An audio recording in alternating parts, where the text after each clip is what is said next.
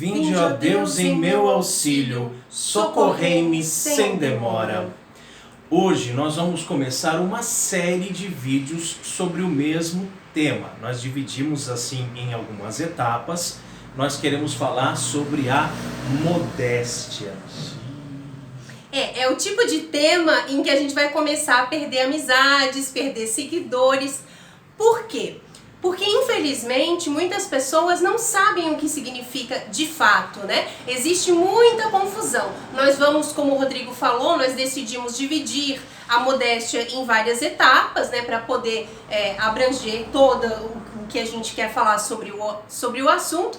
Mas, principalmente, em primeiro lugar, já gostaria de deixar claro que não existe moda modéstia. Esse já é um termo que muitas católicas falam, a moda modéstia. Isso não existe. Então, é por aí. A gente vai começar... Mas isso a gente vai retomar, vamos, também, não né? é o assunto de hoje, né? Não vamos falar de Sim. roupa. Mas é só porque, para deixar claro que a gente vai perder a amizade, a gente já sabe, infelizmente. Mesmo porque é necessário dividir em vários vídeos, porque senão seria um vídeo muito longo, muito extenso, muito cansativo. Vamos lá. Então nós queremos começar hoje falando sobre a modéstia interior. Tá? Mas como a Carol falou, né, de perder amizades, de perder seguidores, enfim, né, a gente quer deixar bem claro que quando nós tratarmos de temas assim delicados, em algumas situações nós vamos citar a Bíblia, a palavra de Deus. Em outras situações nós vamos citar também o Código de Direito Canônico, né?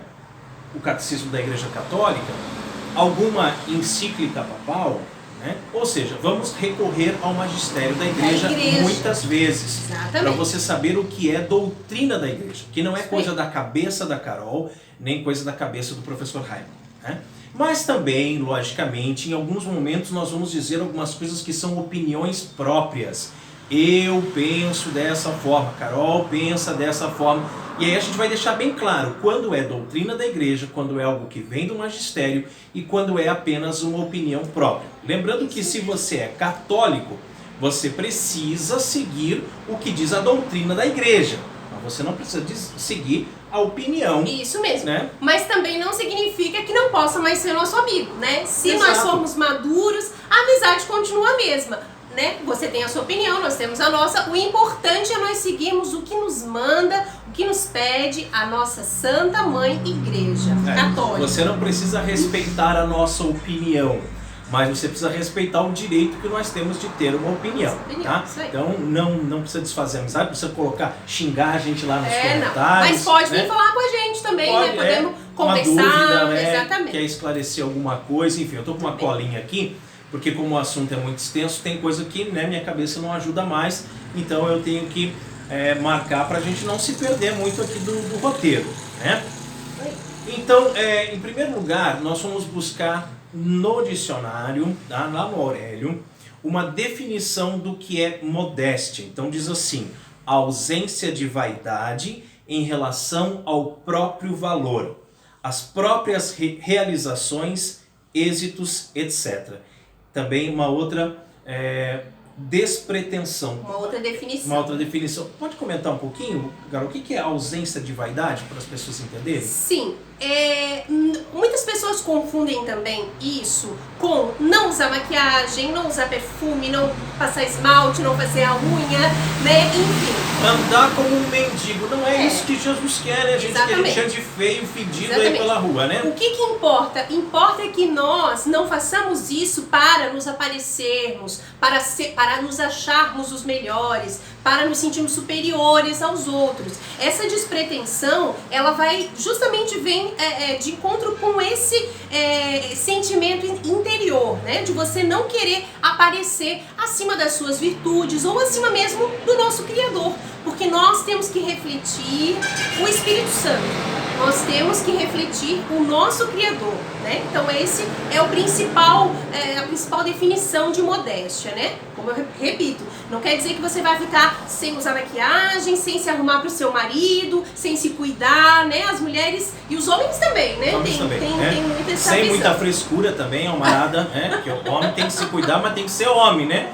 Homem, não é essa frescurada tudo que a gente vê por aí. Mas tem que se cuidar sim. Mas é por isso que nós começamos com a modéstia interior. Porque a modéstia interior, ela depois ela vai refletir também no seu exterior. Em tudo isso que a Carol falou, na maquiagem, no pintar a unha, isso aqui vai refletir depois, mas começa no interior, né? Então você não ter vaidade, você ser humilde.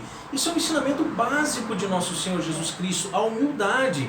Né? Você reconhecer que você é nada, né? Que você é ninguém, que você é uma reles criatura. Sem né? a graça de Deus nós não conseguimos fazer nada, nós não conseguimos transmitir beleza nenhuma. Sem né? Jesus nada somos e nada seremos. Então tanta gente que falta humildade, né? É soberbo, é arrogante, eu que sei, eu que isso, eu que aquilo, eu, né? E aí então sobe num pedestal e acha que é o dono do mundo, que é o dono da verdade, cheio de razões, né? E aí é o que a juventude diz, se achar, né? A pessoa se acha, né? Se acha o que, meu amigo? Né? O que você se acha? Seja mais humilde, né? Não tem essa vaidade quando alguém vem te fazer um elogio. Tudo é para a glória do Senhor. Se eu me glorio, é na cruz do Senhor que eu me glorio, dizia São Paulo. Então nós temos que ter a humildade, né? Que seria o contrário aí da soberba, o contrário dessa vaidade. E é uma coisa que pede, então, já na definição do dicionário, né? A modéstia, né? A ausência da vaidade, a despretensão, ok? Muito bem, então falamos um pouquinho sobre a modéstia e a humildade, são duas coisas que estão bem relacionadas. Eu quero relacionar a modéstia também à castidade, tá? Por quê? Porque a modéstia ela está relacionada muito ao pudor.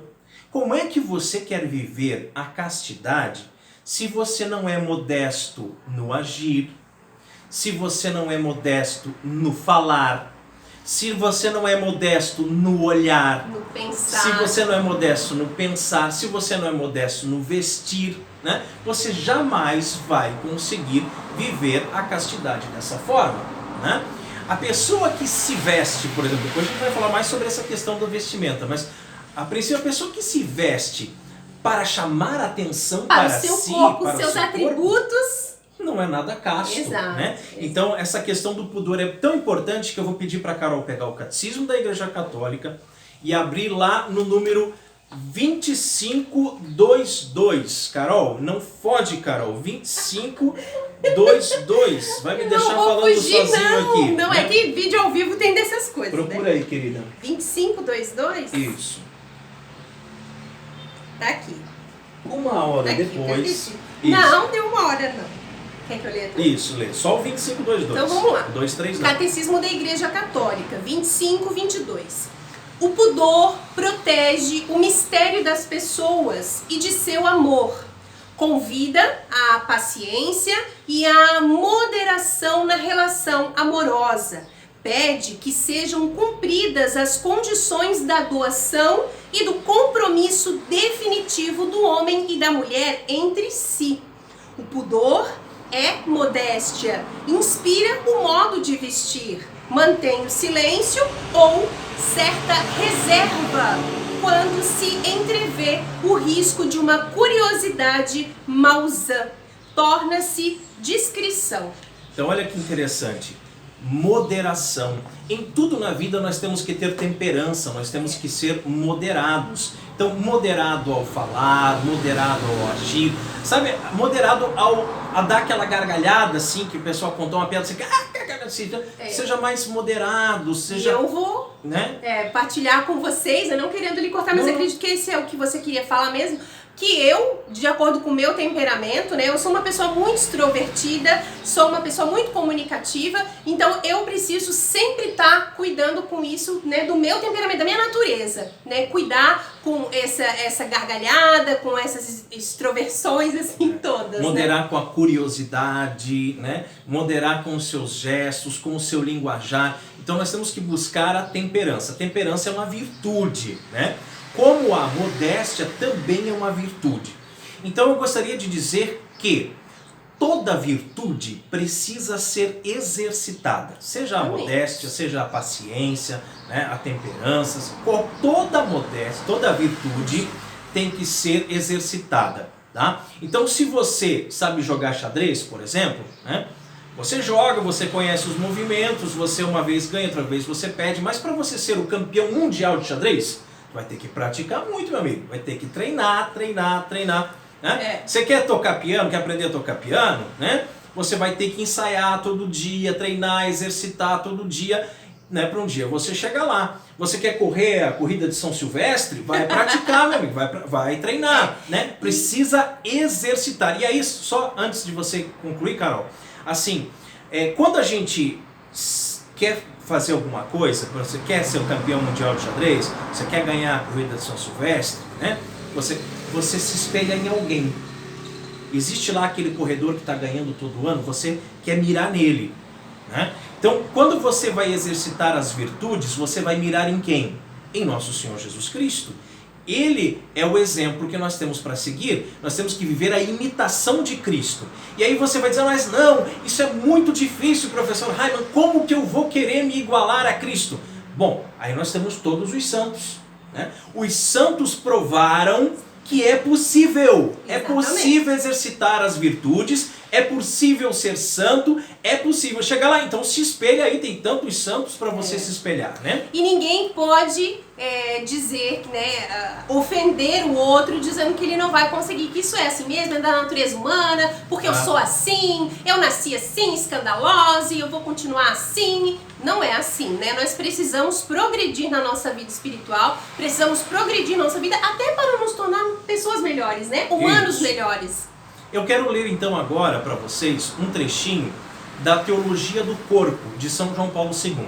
Para quem não sabe, né, a Teologia do Corpo foram várias catequeses de São João Paulo II, estão compiladas em livro, você pode adquirir, né, você pode comprar o livro e se aprofundar no assunto. Vale muito a pena. Então, só um pequeno trechinho, diz assim: o corpo, e somente ele, é capaz de tornar visível aquilo que é invisível, o espiritual e divino. Ele foi criado para transferir para a realidade visível do mundo o mistério invisível escondido em Deus desde os tempos imemoráveis, e assim ser um sinal deste mistério. Então, olha como o nosso corpo ele é importante. Exato, nosso corpo é templo do Espírito Santo. Muito digno. Né? Nosso corpo é criado à imagem e semelhança de Deus, portanto não é uma carne no açougue que está lá exposto para todo mundo ver. Né? E aí, não estou falando só da questão da vestimenta, mas como eu já falei, no agir, né? Nas gargalhadas, nas piadinhas, nos palavrões, né? Tudo isso. Então vejam que o nosso Papa, né, santo hoje, já São João Paulo II, na Teologia do Corpo, ele escreve que o nosso corpo ele é o responsável por transferir, por trazer para o mundo visível o nosso interior. Então, fica muito fácil de nós percebermos que o nosso interior é que precisa começar, né? É onde precisa tudo começar. E como que nós, católicos, conseguiremos isso? Com a comunhão, com a confissão, recebendo os sacramentos frequentemente, né? Nós já contamos diária, todo dia, dobrar o joelho, rezar. Exato. Né? Nós já contamos aqui a nossa experiência, que antes nós íamos à missa só aos domingos, né? De sábados, domingos, e agora nós vamos todos os dias. E nisso, exatamente nesse pequeno detalhe, nós vemos a diferença, né? Na nossa vida diária, das graças que nosso Senhor derrama, das inspirações. E a Carol não conta, né? essas coisas por vanglória. Não. Tá? Ela sabe que tudo favor, é né? graça. Exato. Tudo é para a glória de nosso Senhor. Porque, como ela mesma disse, sem Ele nós não seríamos nada. Não dá. Sem a graça de Deus não dá. Exato. Mas nós temos que progredir, crescer de fé em fé, e avançando nas moradas do castelo interior, pouco a pouco, pedindo a Deus a graça, né, do Espírito Santo, para nós irmos melhorando e podando, né, essas imperfeições, essas coisas. E como eu falei, exercitando as virtudes. Né? E agora eu quero ler para vocês um trechinho de Santo Tomás. Né? Santo Tomás, lá na Suma Teológica, ele definiu a modéstia, né, como a virtude que modera as matérias de menor importância e dificuldade, sendo anexa a temperança, que é a virtude principal que modera as coisas de maior dificuldade. Então a temperança vai moderar, né, a gula, a concupiscência, essas coisas maiores. E a modéstia, essas coisas menores que nós estamos falando aqui, já citamos vários exemplos. Né? E Tomás Santo Tomás de Aquino dividiu essas matérias de menor importância em 4 tipos. Movimento da mente em direção a alguma excelência, né? Você querer se exibir, se mostrar, né? Se achar. O desejo de coisas relativas ao conhecimento, ou seja, curiosidade, né? E essa curiosidade, ela é perigosíssima. Se não for das coisas de Deus, se não né? for das... Se não for exatamente, por entender as né? coisas de Deus. O movimento do corpo e as ações, nós já falamos também bastante sobre isso. E a apresentação exterior, que daí no caso é o vestuário, que a gente vai entrar em mais detalhes nos próximos vídeos, né? E ele divide a modéstia em 3 partes: a boa ordem, o ornato e a austeridade, tá? Boa ordem trata do discernimento do que se deve e o que não se deve fazer, tá? O ornato trata-se da observância do decoro, aquela questão do pudor que nós já falamos, né? E a austeridade, que trata das conversas, de qualquer trato entre os homens e seus amigos, que muitas vezes a gente vê que essas conversas estão permeadas de malícias, etc, etc. Coisas inúteis, fúteis, né? Coisas que não são edificantes, né? Não são para a glória do reino de Deus, tá? Então, outra coisa importante, a doutrina católica, ela sempre pregou a respeito do escândalo, né? Que o escândalo é um pecado grave. A modéstia deve ser observada nas falas, nas ações exteriores, condenado o uso de blasfemas, de palavras obscenas, maledicentes, conversas e brincadeiras, né, em que isso possa ocorrer. Nas ações exteriores, como nós já falamos, nos gestos, nas diversões, nas danças obscenas, insinuantes, né, assim como ter companhias que pratiquem tais coisas. Carol, número 2284 do Catecismo da Igreja Católica, sobre o escândalo, 2284.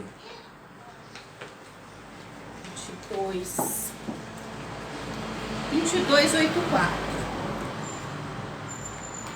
O escândalo é a atitude ou o comportamento que leva outrem a praticar o mal.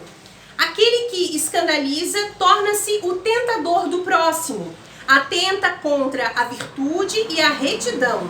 Pode arrastar o seu irmão à morte espiritual. Que sério isso, né? Isso. O escândalo constitui uma falta grave, se por ação ou omissão conduzir deliberadamente o outro a uma falta grave. Exatamente. Então, quando nós... aqui é uma coisa bem interessante para nós citarmos, tá? Quando nós não somos modestos, quando nós não vivemos a nossa modéstia interior, que ela vai se refletir ao exterior, desses vários exemplos que nós já demos aqui, não está fazendo só mal para nós, mas está fazendo mal aos outros também, porque vai ser um escândalo, né? E o próprio Jesus, lá em Mateus capítulo 18, versículo 6, ele fala, né? Caso alguém escandalize um desses pequeninos, melhor seria que ele pendurasse no pescoço uma pedra e se jogasse nas profundezas do mar. Então, para ver como a igreja sempre trabalhou essa questão do escândalo, né? Então, seja modesto para você, para a sua santidade, seja modesto também para o outro, para a salvação do outro, né? E aí, eu gostaria de fazer assim um paralelo entre a modéstia e os 3 conselhos evangélicos, certo? Pobreza, castidade e obediência. Eu já falei da pobreza aqui, quando eu falei da humildade. Eu já falei da castidade, quando eu falei do pudor. Agora vamos falar um pouquinho da modéstia e a obediência. Carol, tá com o catecismo aí, né? 1950. A lei moral. Aqui embaixo. 150. A lei moral é obra da sabedoria divina. Pode-se definir a lei moral no sentido bíblico como uma instrução paterna, uma pedagogia divina. Ela prescreve ao homem os caminhos, as regras de comportamento que levam à felicidade prometida. Proscreve os caminhos do mal, que desviam de Deus e de seu amor. É, ao mesmo tempo, firme em seus preceitos e amorosa em suas promessas. Portanto, se até agora você não tinha encontrado nenhum motivo para ser modesto, seja obediente, obedeça à igreja, obedeça o magistério, seja modesto por obediência, certo? Nós vimos a lei moral, nós vimos que ela é uma pedagogia, que a igreja ensina para que nós possamos ser santos. Muito bem, agora é a hora de você ficar bravo com a gente, tá? Porque é o seguinte, que eu quero falar para vocês, é que muita gente diz assim, eu não vou atrás dessas conversas não, de modéstia, a igreja fala que tem que obedecer, a igreja fala isso, fala aquilo, mas eu sou uma pessoa moderna, eu sou uma pessoa esclarecida, eu sou uma pessoa estudada, eu penso com a minha própria cabeça. Gente, você não pensa com a sua própria cabeça, de jeito nenhum. Você se engana, você está iludido. Você pensa com a cabeça da mídia, com a cabeça das novelas da Globo, dos programas de auditório. Você cresceu assistindo essas porcarias, desculpa a palavra, né? E isso fez com que fosse formando a sua ideia, a sua consciência de uma forma errada. E aí você acha que não tem mal nenhum em ir pro baile funk, ou não tem mal nenhum em encher a cara no final de semana com seus amigos, falar um monte de palavrão, subir em cima da mesa, fazer vergonheira, mexer com a mulher dos outros, ficar olhando para quem passa na rua, assoviando, mexendo, se vestir mal, sair quase nu na rua, pular o carnaval, etc, etc. Você acha que não tem problema nenhum, mas não é porque você pensa com a sua própria cabeça, não. É porque você foi influenciado satanicamente pela mídia. E aí, meu amigo, eu vou te dizer uma coisa. A mídia é só a parte rasa da pirâmide, porque tem muito mais coisa em cima disso. Tá? Porque a mídia colocou isso na sua cabeça com um objetivo. E esse objetivo vem das grandes instituições internacionais. Né? Rockefeller e Ford e Companhia Limitada, que querem acabar com a família. Tá? Tudo tem um propósito, essa masculinização do feminino e essa feminização do masculino para acabar com a família, para que não exista mais a família, não se tenha mais filhos. Toda essa questão do aborto, dos anticoncepcionais, do casamento gay, etc, etc, que a TV tem colocado, a internet tem colocado na sua cabeça desde que você era pequenininho para hoje você achar que é uma coisa normal. Então vem das grandes instituições. Eles não querem que você viva a modéstia. Eles não querem que você seja cristão. Né? Por isso eles colocaram aí através da mídia. Só que acima das instituições internacionais, lá no topo da pirâmide, está o capeta. Né? Tá Satanás. Calma, meu bem, calma. É ele. É ele que quer destruir a igreja. É ele que quer acabar com o cristianismo, quer acabar com a família, né? E é ele que, por causa do poder, da ganância do poder dessas grandes instituições, porque uma coisa é você ter dinheiro. Eu tenho dinheiro, eu posso fazer muitas coisas, mas outra coisa é você ter o poder de decidir como as pessoas vão se vestir, como elas vão agir, quem vai nascer, quem vai morrer, etc. E esse poder foi dado para as instituições pelo próprio demônio. Ele que, ao tentar Jesus Cristo, ele disse que se me adorares eu te darei todos os reinos desse mundo, porque ele tem esse poder. E ele deu esse poder para as grandes instituições compraram a mídia colocou na sua cabeça e hoje você inocentemente diz, eu penso com a minha própria cabeça. E aí eu não vou obedecer à igreja. A gente toma uma aguinha, meu filho. Vou tomar uma aguinha. A pressão sobe muito. Fala que nós estamos encerrando. Mas, e aí por isso que muitas católicas estão lá com um pé na igreja e outro no mundo, né? É por isso que elas estão, e na verdade acham que são livres, mas não são. Nós somos livres a partir do momento em que nós sabemos a lei natural, a lei moral, e nós seguimos as regras, né, que nosso Senhor nos deixou, através das Escrituras, através do Catecismo da Igreja Católica. Quando nós entendemos esse início, essa essência, e vivemos isso, nós nos colocamos, nos dispomos a entender e exercitar, aí sim que nós vamos exercitar a nossa liberdade, porque nós vamos contra o mundo moderno, né? Pronto, contra Carol, esse mundo. Estou mais calminho. Isso mesmo. Deixa eu encerrar então. Jesus Cristo, nosso Senhor, é a verdade. Conhecereis a verdade e a verdade vos libertará. Daí vem essa liberdade que a Carol acabou de falar. Glória ao Pai, ao Filho e ao Espírito Santo, assim como era no princípio, agora e sempre, por todos os séculos dos séculos. Amém.